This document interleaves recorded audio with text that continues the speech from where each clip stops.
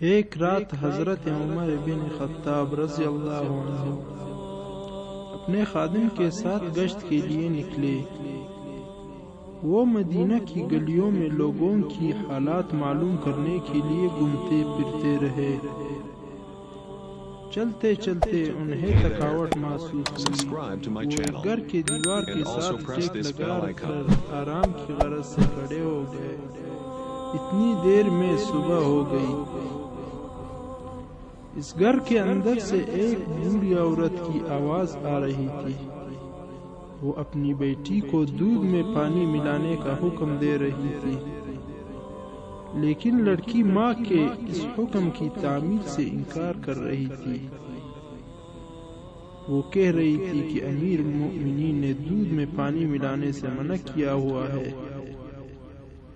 اور اس کا اعلان بھی کر دیا ہے۔ ماں نے بیٹی سے کہا، کیا اس وقت عمر تمہیں دیکھ رہا ہے جو تم اس سے ڈر رہی ہو؟ لڑکی نے جواب دیا کہ اگر عمر ہمیں نہیں دیکھ رہا تو کیا ہوا؟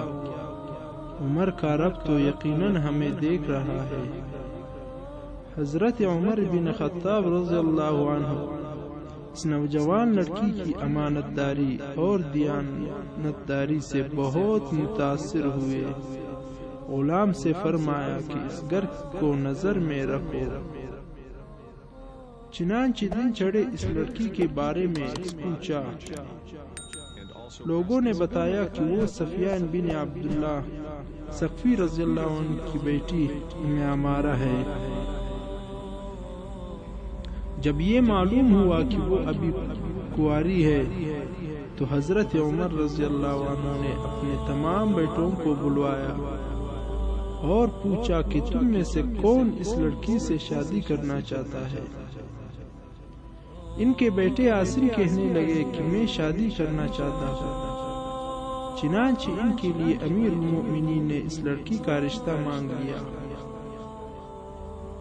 اور عاصم کی شادی اس نیک بخت لڑکی سے ہو گئی۔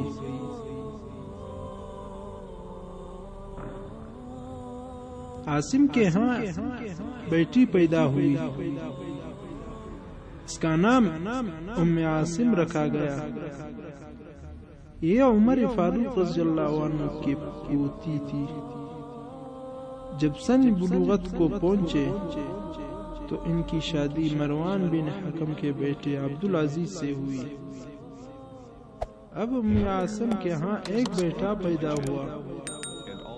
اس کا نام انہوں نے اپنے دادا کے نام پر عمر رکھا۔